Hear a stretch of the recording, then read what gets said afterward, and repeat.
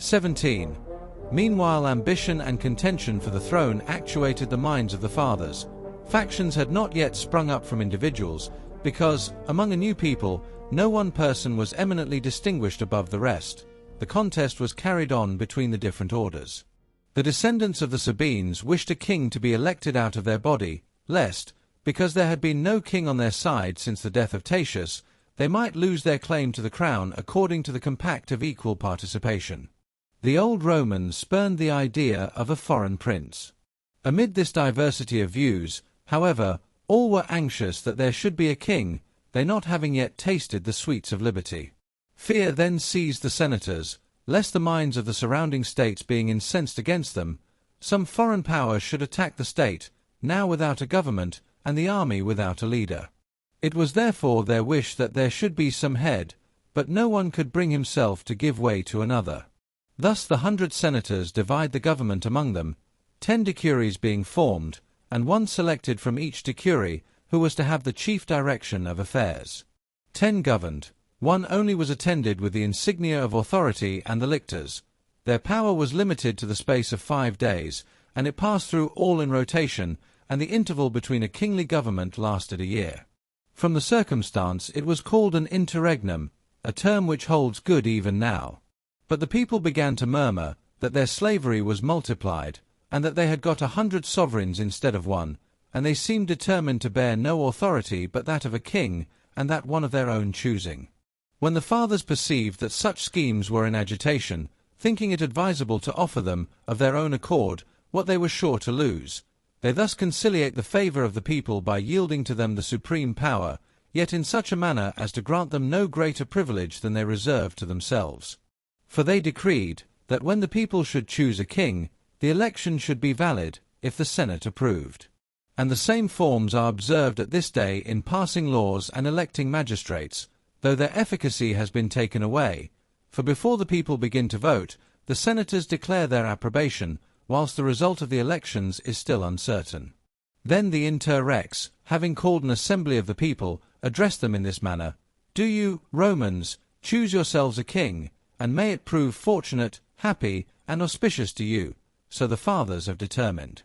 Then, if you choose a prince worthy to succeed Romulus, the fathers will confirm your choice. This concession was so pleasing to the people, that, not to be outdone in generosity, they only voted, and required that the Senate should determine who should be king of Rome. 18. The justice and piety of Numa Pompilius was at that time celebrated. He dwelt at Cures, a city of the Sabines, and was as eminently learned in all laws human and divine, as any man could be in that age. They falsely represent that Pythagoras of Samos was his instructor in philosophy, because there appears no other person to refer to. Now it is certain that this philosopher, in the reign of Servius Tullius, more than 100 years after this, held assemblies of young men, who eagerly imbibed his doctrine in the most distant part of Italy, about Metapontus, Heraclea, and Croton. But from these places, even had he flourished at the same time, what fame of his, extending to the Sabines, could have aroused any one to a desire of learning, or by what intercourse of language could such a thing have been effected? Besides, how could a single man have safely passed through so many nations differing in language and customs? I presume, therefore, that his mind was naturally furnished with virtuous dispositions, and that he was not so much versed in foreign sciences as in the severe and rigid discipline of the ancient Sabines, than which class none was in former times more strict. The Roman fathers, upon hearing the name of Numa, although they perceived that the scale of power would incline to the Sabines if a king were chosen from them, yet none of them ventured to prefer himself, or any other of his party, or any of the citizens or fathers, to that person, but unanimously resolved that the kingdom should be conferred on Numa Pompilius. Being sent for, just as Romulus before the building of the city obtained the throne by an augury, he commanded the gods to be consulted concerning himself also. Upon this, being conducted into the citadel by an augur, to which profession that office was made a public one and perpetual by way of honour, he sat down on a stone facing the south. The augur took his seat on his left hand with his head covered, holding in his right a crooked wand free from knots, which they called _lituus_, then taking a view towards the city and country, after offering a prayer to the gods, He marked out the regions from east to west, the parts towards the south he called the right, those towards the north, the left, and in front of him he set out in his mind a sign as far as ever his eye could reach. Then having shifted the lituus into his left hand, placing his right hand on the head of Numa, he prayed in this manner, O Father Jupiter, if it is thy will that this Numa Pompilius, whose head I hold, should be king of Rome, I beseech thee to give sure and evident signs of it within those bounds which I have marked. Then he stated in set terms the omens which he wished to be sent, and on their being sent, Numa was declared king and came down from the stand. 19. Having thus obtained the kingdom, he sets about establishing anew, on the principles of laws and morals, the city recently established by violence and arms. When he saw that their minds, as having been rendered ferocious by military life, could not be reconciled to those principles during the continuance of wars, considering that a fierce people should be mollified by the disuse of arms, he erected at the foot of Argiletum a temple of Janus, as an index of peace and war, that when open, it might show the state was engaged in war, and when shut, that all the neighbouring nations were at peace with it. Twice only since the reign of Numa hath this temple been shut, once when T. Manlius was consul, at the end of the First Punic War, and a second time, which the gods granted our age to see, by the Emperor Augustus Caesar, after the battle of Actium, peace being established by sea and land. This being shut, after he had secured the friendship of the neighbouring states around by alliance and treaties, all anxiety regarding dangers from abroad being removed, lest their minds, which the fear of enemies and military discipline had kept in check, should become licentious by tranquillity, he considered that, first of all, an awe of the gods should be instilled into them, a principle of the greatest efficacy with a multitude ignorant and uncivilized as in those times. But as it could not sink deeply into their minds without some fiction of a miracle, he pretends that he holds nightly interviews with the goddess Egeria, that by her direction he instituted the sacred rites which would be most acceptable to the gods, and appointed proper priests for each of the deities. And, first of all, he divides the year into 12 months, according to the course of the moon, and because the moon does not make up 30 days in each month, and some days are wanting to the complete year as constituted by the solstitial revolution, he so portioned it out by inserting intercalary months, that every 24th year, the lengths of all the intermediate years being completed, the days should correspond to the same place of the sun, in the heavens, whence they had set out. He likewise made a distinction of the days into profane and sacred, because on some it was likely to be expedient that no business should be transacted with the people. 20. Next he turned his attention to the appointment of priests, though he performed many sacred rites himself, especially those which now belonged to the Flamen of Jupiter. But, as he imagined that in a warlike nation there would be more kings resembling Romulus than Numa, and that they would go to war in person, he appointed a residentiary priest as Flamen to Jupiter, that the sacred functions of the royal office might not be neglected, and he distinguished him by a fine robe and a royal curule chair. To him he added 2 other Flamines, one for Mars, another for Quirinus. He also selected virgins for Vesta, a priesthood derived from Alba, and not foreign to the family of the founder. That they might be constant attendants in the temple, he appointed them salaries out of the public treasury, and by enjoining virginity and other religious observances, he made them sacred and venerable. He selected 12 Salii for Mars Gradivus, and gave them the distinction of an embroidered tunic, and over the tunic a brazen covering for the breast. He commanded them to carry the celestial shields called ancilia, and to go through the city singing songs, with leaping and solemn dancing. Then he chose out of the number of the fathers Numa Marcius, son of Marcus, as pontiff, and consigned to him an entire system of religious rites written out and sealed, showing, with what victims, upon what days, and in what temples the sacred rites were to be performed, and from what funds the money was to be taken for these expenses.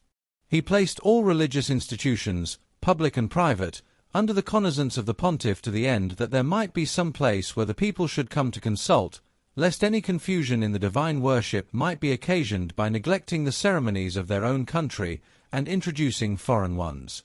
He ordained that the same pontiff should instruct the people not only in the celestial ceremonies, but also in the manner of performing funeral solemnities and of appeasing the manes of the dead, and what prodigies sent by lightning or any other phenomenon were to be attended to and expiated. To elicit such knowledge from the divine mind, he dedicated an altar on the Aventine to Jupiter Elicius, and consulted the god by auguries as to what prodigies should be expiated. 21.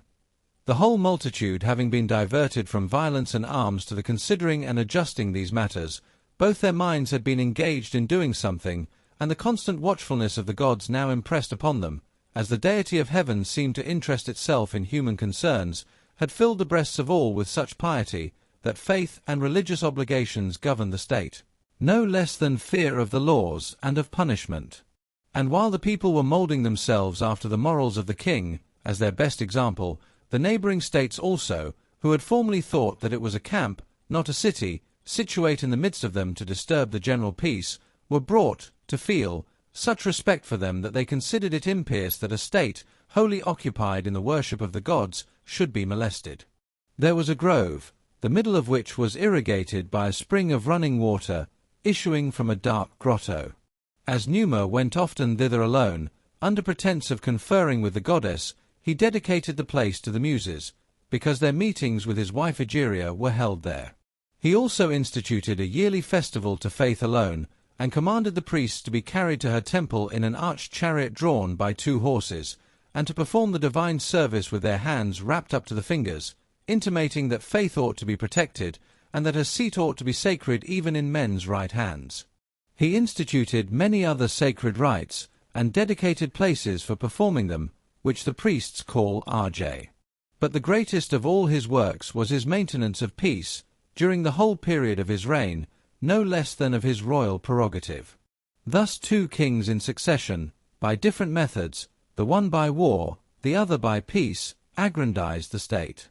Romulus reigned 37 years, Numa 43. The state was both strong and well versed in the arts of war and peace. 22. Upon the death of Numa, the administration returned again to an interregnum. After that the people appointed as king Tullus Hostilius, the grandson of that Hostilius who had made the noble stand against the Sabines at the foot of the citadel.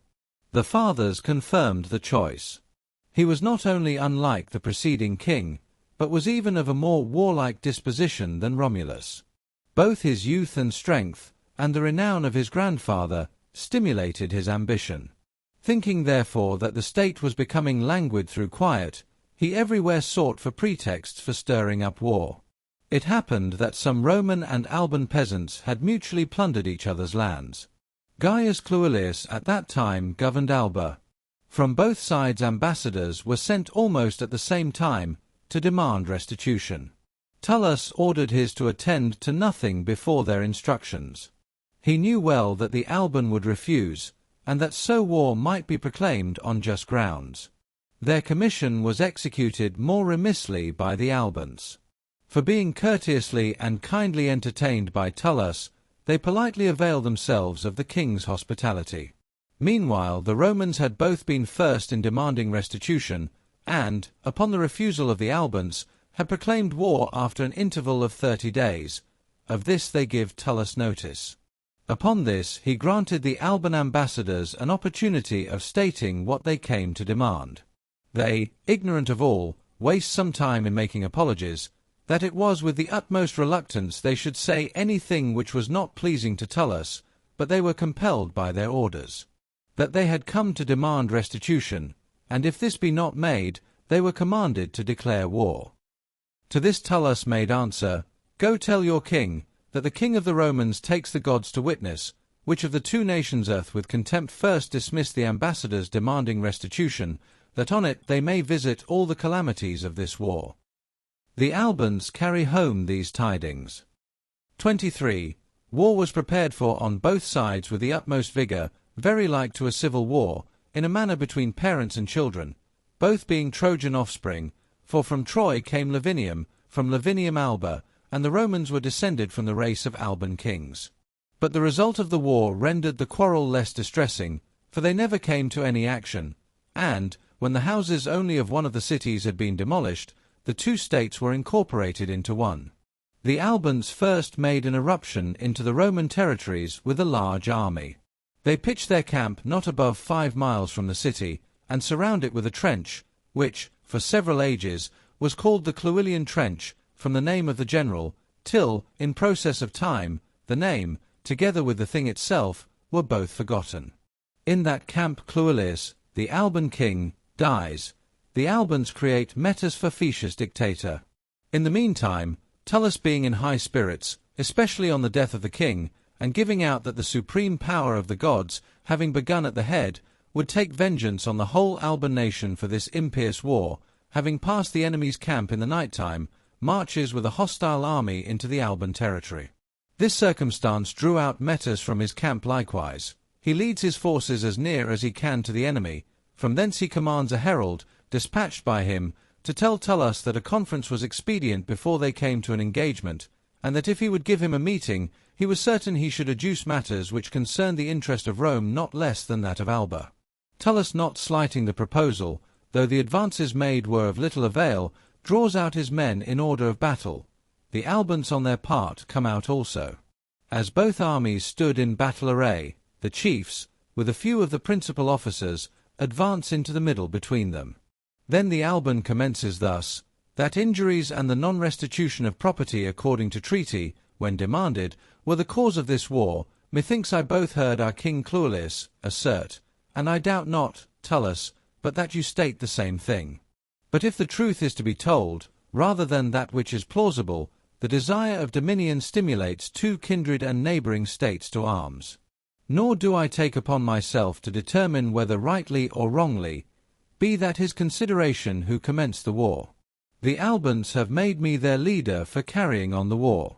Of this, Tullus, I would wish to warn you, how powerful the Etruscan state is around us, and round you particularly, you know better than we, inasmuch as you are nearer them. They are very powerful by land, extremely so by sea. Recollect that, when you shall give the signal for battle, these two armies will presently be a spectacle to them, and they may fall on us wearied and exhausted, victor and vanquished together. Therefore, in the name of heaven, since, not content with certain liberty, we are incurring the dubious risk of sovereignty and slavery, let us adopt some method, whereby, without much loss, without much blood of either nation, it may be decided which shall rule the other. The proposal is not displeasing to Tullus, though both from the natural bent of his mind, as also from the hope of victory, he was rather inclined to violence. After some consideration, a plan is adopted on both sides, for which fortune herself afforded the materials. 24. It happened that there were in each of the two armies 3 brothers born at one birth, unequal neither in age nor strength. That they were called Horatii and Curiatii is certain enough, nor is there any circumstance of antiquity more celebrated, yet in a matter so well ascertained, a doubt remains concerning their names, to which nation the Horatii and to which the Curiatii belonged. Authors claim them for both sides, yet I find more who call the Horatii Romans. My inclination leads me to follow them. The kings confer with the 3 brothers that they should fight with their swords each in defence of their respective country, assuring them that dominion would be on that side on which victory should be. No objection is made, time and place are agreed on. Before they engaged, a compact is entered into between the Romans and Albans on these conditions, that the state whose champions should come off victorious in that combat should rule the other state without further dispute. Different treaties are made on different terms, but they are all concluded in the same general method. We have heard that it was then concluded as follows, nor is there a more ancient record of any treaty. A herald asked King Tullus thus: "Do you command me, O king, to conclude a treaty with the Pater Patratus of the Alban people?" After the king had given command, he said, "I demand vervain of thee, O king." To which the king replied, "Take some that is pure." The herald brought a pure blade of grass from the citadel. Again he asked the king thus: "Dost thou, O king, appoint me the royal delegate of the Roman people, the Quirites, including my vessels and attendants?" The king answered, "That which may be done without detriment to me and to the Roman people, the Quirites, I do." The herald was M. Valerus, who appointed S.P. Fusius Pater Patratus, touching his head and hair with the vervain. The Pater Patratus is appointed ad justurandum patrandum, that is, to ratify the treaty, and he goes through it in a great many words, which, being expressed in a long set form, it is not worth while repeating. After setting forth the conditions, he says, "Hear, O Jupiter! Hear, O Pater Patratus of the Alban people, and ye, Alban people, hear." As those conditions, from first to last, have been recited openly from those tablets or wax without wicked fraud, and as they have been most correctly understood here this day, from those conditions the Roman people will not be the first to swerve. If they first swerve by public concert, by wicked fraud, on that day do thou, O Jupiter, so strike the Roman people, as I shall here this day strike this swine, and do thou strike them so much the more, as thou art more able and more powerful. When he said this, he struck the swine with a flint stone. The Albans likewise went through their own form and oath by their own dictator and priests. 25. The treaty being concluded, the twin brothers, as had been agreed, take arms. Whilst their respective friends exhortingly reminded each party that their country's gods, their country and parents, all their countrymen both at home and in the army, had their eyes then fixed on their arms, on their hands. Naturally brave, and animated by the exhortations of their friends, they advance into the midst between the two lines. The two armies sat down before their respective camps, free rather from present danger than from anxiety, for the sovereign power was at stake, depending on the valour and fortune of so few. Accordingly, therefore, eager and anxious, they have their attention intensely riveted on a spectacle far from pleasing. The signal is given, and the three youths on each side, as if in battle array, rush to the charge with determined fury, bearing in their breasts the spirits of mighty armies, nor do the one or the other regard their personal danger. The public dominion or slavery is present to their mind, and the fortune of their country, which was ever after destined to be such as they should now establish it. As soon as their arms clashed on the first encounter, and their burnished swords glittered, great horror strikes the spectators, and, hope inclining to neither side, their voice and breath were suspended. Then, having engaged hand to hand, were not only the movements of their bodies, and the rapid brandishings of their arms and weapons, but wounds also and blood were seen. 2 of the Romans fell lifeless, one upon the other, the 3 Albans being wounded. And when the Alban army raised a shout of joy at their fall, hope entirely, anxiety however not yet, deserted the Roman legions, alarmed for the lot of the one, whom the 3 Curiatii surrounded. He happened to be unhurt, so that, though alone he was by no means a match for them all together, yet he was confident against each singly. In order therefore to separate their attack, he takes to flight, presuming that they would pursue him with such swiftness as the wounded state of his body would suffer each. He had now fled a considerable distance from the place where they had fought, when, looking behind, he perceives them pursuing him at great intervals from each other, and that one of them was not far from him. On him he turned round with great fury, and whilst the Alban army shouts out to the Curiatii to succour their brother, Horatius, victorious in having slain his antagonist, was now proceeding to a second attack. Then the Romans encouraged their champion with a shout such as is usually given by persons cheering in consequence of unexpected success. He also hastens to put an end to the combat. Wherefore before the other, who was not far off, could come up, he dispatches the second Curiatius also. And now, the combat being brought to an equality of numbers, one on each side remained, but they were equal neither in hope nor in strength. The one his body untouched by a weapon, and a double victory made courageous for a third contest. The other dragging along his body exhausted from the wound, exhausted from running, and dispirited by the slaughter of his brethren before his eyes, presents himself to his victorious antagonist. Nor was that a fight. The Roman, exulting, says, 2 I have offered to the shades of my brothers, the 3rd I will offer to the cause of this war, that the Roman may rule over the Alban. He thrusts his sword down into his throat, whilst faintly sustaining the weight of his armour, he strips him as he lies prostrate. The Romans receive Horatius with triumph and congratulation, with so much the greater joy, as success had followed so close on fear. They then turned to the burial of their friends with dispositions by no means alike, for the one side was elated with the acquisition of empire, the other subjected to foreign jurisdiction. Their sepulchres are still extant in the place where each fell, the 2 Roman ones in one place nearer to Alba, the 3 Alban ones towards Rome, but distant in situation from each other, and just as they fought. 26.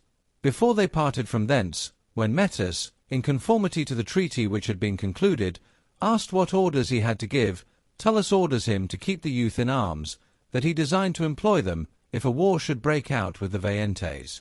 After this both armies returned to their homes.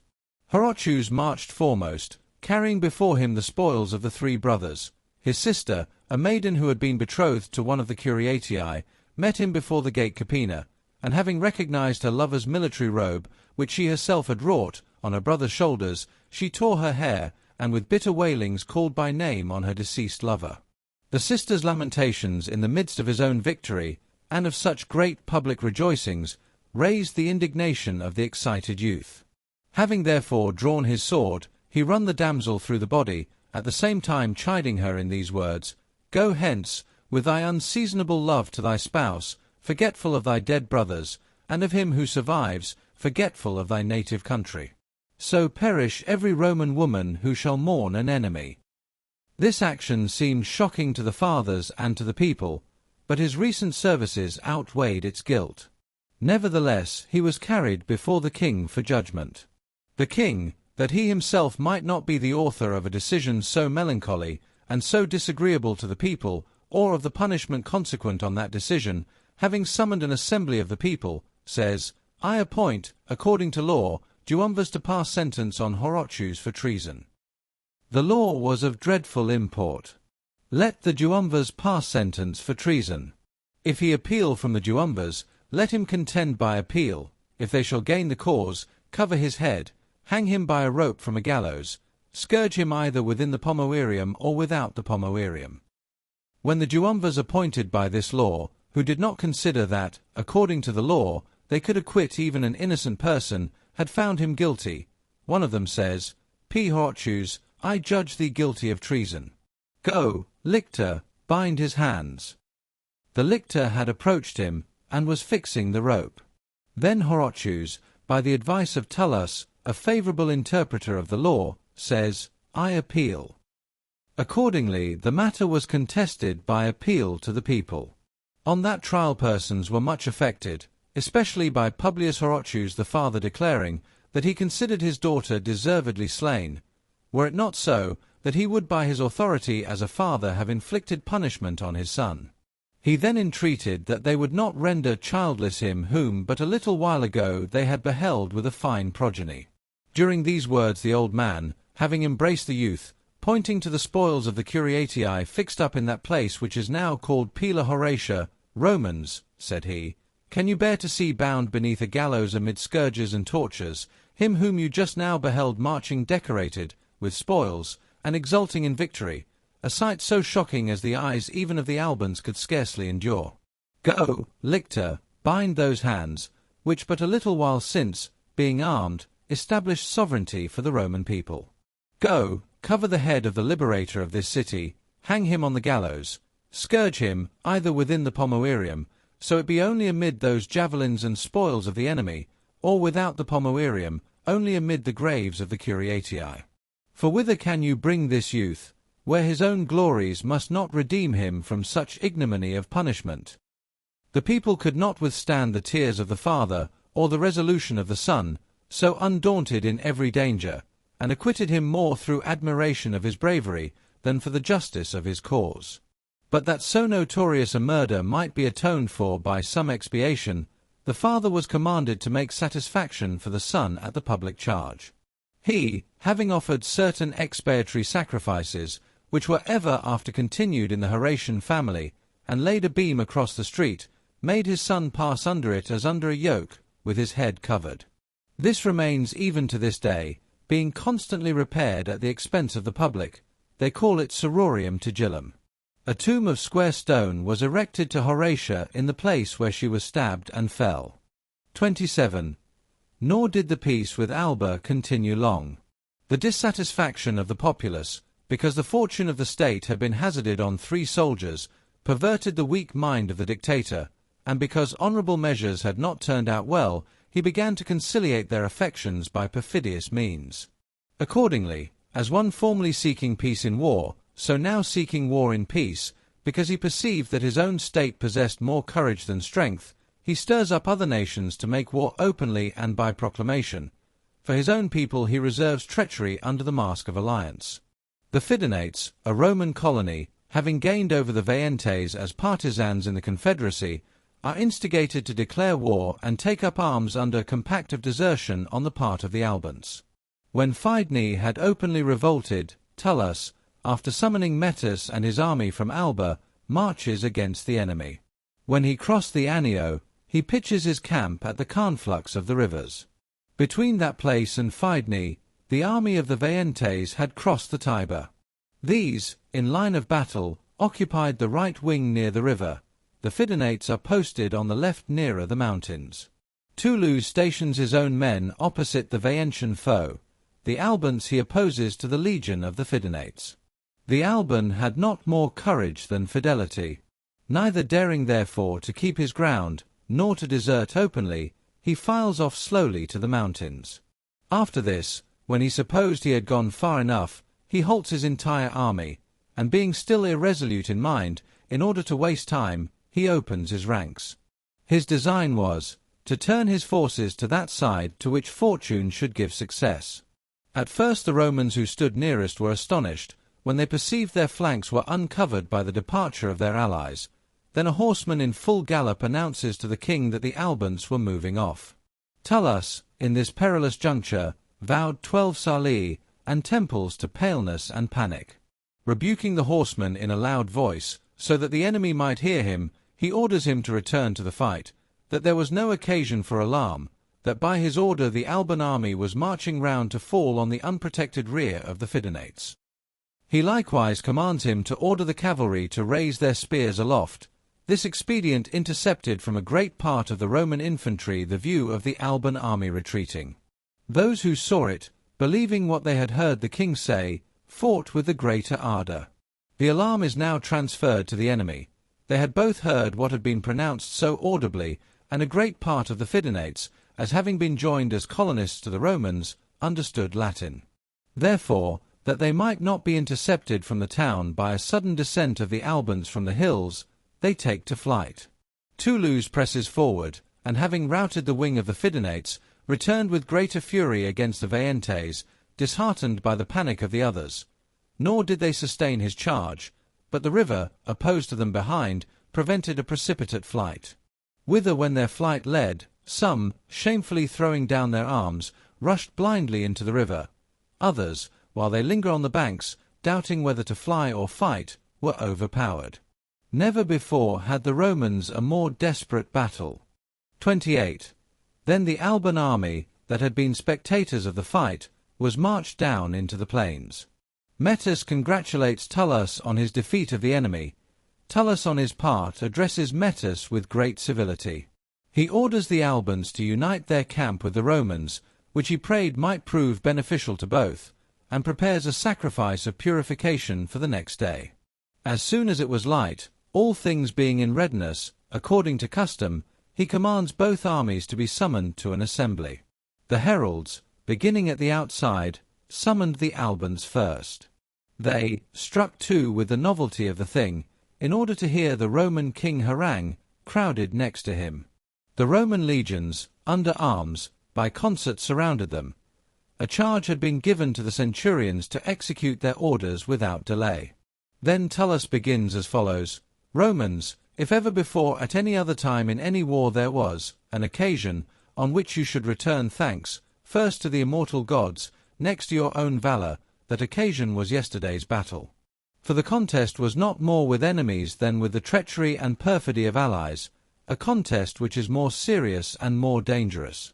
For that a false opinion may not influence you, the Albans retired to the mountains without my orders, nor was that my command, but a stratagem and the pretence of a command, that so your attention might not be drawn away from the fight, you being kept in ignorance that you were deserted, and that terror and dismay might be struck into the enemy, conceiving themselves to be surrounded on the rear. Nor does that guilt, which I now state, extend to all the Albans. They followed their leader, as you too would have done, if I had wished my army to make a move to any other point from thence. Mettus there is the leader of that march, the same Mettus is the contriver of this war. Mettus is the violator of the treaty between Rome and Alba. Let another hereafter attempt the like conduct, unless I now make of him a signal example to mankind. The centurions in arms stand round Mettus, and the king proceeds with the rest as he had commenced. It is my intention, and may it prove fortunate, auspicious, and happy to the Roman people, to myself, and to you, O Albans, to transplant all the inhabitants of Alba to Rome, to grant your people the rights of citizenship, and to admit your nobles into the rank of senators, to make one city, one republic. That as the Alban state was formerly divided from one people into two, so it may now return into one. On hearing this, the Alban youth, unarmed, surrounded by armed men, however divided in their sentiments, yet restrained by the common apprehension, continue silent. Then Tullus proceeded, If, Mettus Facetious, you were capable of learning fidelity, and how to observe treaties, that lesson would have been taught you by me, while still alive. Now, since your disposition is incurable, do you at least by your punishment teach mankind to consider those things sacred which have been violated by you. As therefore a little while since you kept your mind divided between the interest of Fidne and of Rome, so shall you now surrender your body to be torn asunder in different directions. Upon this, 2 chariots drawn by 4 horses being brought, he ties Mettus extended at full length to their carriages. Then the horses were driven on in different directions, carrying off the mangled body on each carriage, where the limbs had been fastened by the cords. All turned away their eyes from so shocking a spectacle. That was the first and last instance of a punishment among the Romans regardless of the laws of humanity. In other cases we may boast that no nation whatever adopted milder forms of punishment. 29. During these occurrences the cavalry had been dispatched onward to Alba to remove the multitude to Rome. The legions were next led thither to demolish the city. When they entered the gates, there was not indeed that tumult nor panic, such as usually takes place with captured cities when the gates being burst open, or the walls levelled by the ram, or the citadel taken by assault. The shouts of the enemy and rush of armed men through the city throws everything into confusion by fire and sword. But gloomy silence and speechless sorrow so absorbed the minds of all, that, through fear, forgetting what they should leave behind, what they should take with them, all concert failing them, and frequently making inquiries of each other, they now stood at their thresholds, now wandering about they strayed through their houses, doomed to see them for that the last time. But as soon as the shouts of the horsemen commanding them to depart now urged them on, the crashing of the dwellings which were being demolished was now heard in the remotest parts of the city, and the dust, rising in distant places, had filled every quarter as with a cloud spread over them. Hastily snatching up whatever each of them could, whilst they went forth leaving behind them their guardian deity and household gods, and the homes in which each had been born and brought up, a continued train of emigrants soon filled the ways, and the sight of others through mutual commiseration renewed their tears, and piteous cries too were heard, of the women more especially, when they passed by their revered temples now beset with armed men, and left their gods as it were in captivity. After the Albans had evacuated the town, the Roman soldiery level all the public and private edifices indiscriminately to the ground, and one short hour consigned to demolition and ruin the work of 400 years, during which Alba had stood. The temples of the gods, however, for such had been the orders given by the king, were spared. 30. In the meantime Rome increases by the demolition of Alba.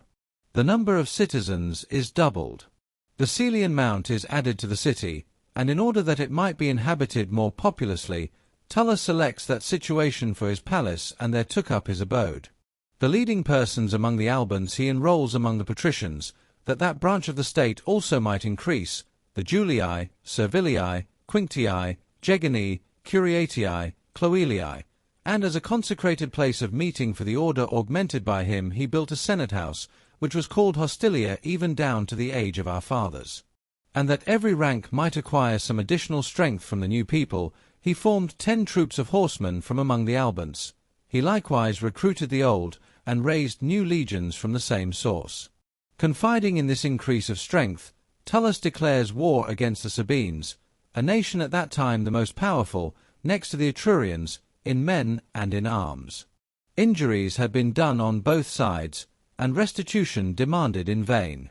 Tullus complained that some Roman merchants had been seized in an open market near the temple of Feronia, the Sabines, that some of their people had taken refuge in the asylum and were detained at Rome. These were assigned as the causes of the war. The Sabines, holding in recollection both that a portion of their strength had been fixed at Rome by Tatius, and that the Roman power had also been lately increased by the accession of the Alban people, began, on their part, to look around for foreign aid. Etruria was in their neighbourhood. Of the Etrurians the Veientes were the nearest. From thence they drew some volunteers, their minds being stirred up to a revolt, chiefly in consequence of the rankling animosities from former wars. And pay also had its weight with some stragglers belonging to the indigent population. They were assisted by no aid from the government, and the faith of the truce stipulated with Romulus was strictly observed by the Veientes, for with respect to the others it is less surprising. While they were preparing for war with the utmost vigour, and the matter seemed to turn on this, which should first commence hostilities, Tullus first passes into the Sabine territory. A desperate battle ensued at the wood called Maliciosa, in which the Roman army was far superior, both by the strength of their foot, and also by the recent augmentation of their cavalry. The Sabine ranks were thrown into disorder by a sudden charge of the cavalry, nor could either the fight be afterwards restored, or a retreat accomplished without great slaughter. 31. After the defeat of the Sabines, when the government of Tullus and the whole Roman state was in high renown, and in a very flourishing condition, word was brought to the king and senators that it rained stones on the Alban Mount. As this could scarcely be credited, on persons being sent to inquire into the prodigy, a thick shower of stones fell from heaven in their sight, just as when hail collected into balls is pelted down to the earth by the winds. Besides, they imagined that they heard a loud voice from the grove on the summit of the hill, requiring the Albans to perform their religious service according to the rites of their native country, which they had consigned to oblivion, as if their gods had been abandoned together with their country, and they had either adopted the religion of Rome, or, as may happen, enraged at their evil destiny, had renounced altogether the worship of the gods. A festival of 9 days was instituted publicly by the Romans also on account of the same prodigy, either in obedience to the heavenly voice sent from the Alban Mount, for that too is stated, or by the advice of the aruspices. Certain it is, it continued a solemn observance, that whenever the same prodigy was announced, a festival for 9 days was observed.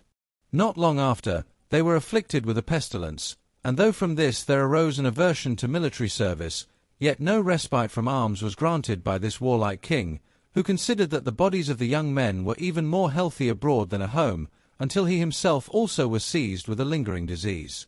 Then, together with his body, those fierce spirits became so broken, that he, who formerly considered nothing less worthy of a king than to devote his mind to religion, suddenly became a slave to every form of superstition, important and trifling, and filled the people's minds also with religious scruples. The generality of persons, now wishing to recur to that state of things which had existed under King Numa, thought that the only relief left for their sickly bodies was, if peace and pardon could be obtained from the gods. They say that the king himself, turning over the commentaries of Numa, after he had found therein that certain sacrifices of a secret and solemn nature had been performed to Jupiter Alicius, shut himself up and set about the performance of this solemnity, but that rite was not duly undertaken or conducted, and that not only no appearance of heavenly notification was presented to him, but that he was struck with lightning and burnt to ashes, together with his house, through the anger of Jupiter, exasperated at the impropriety of the ceremony. Tullus reigned 32 years with great military renown.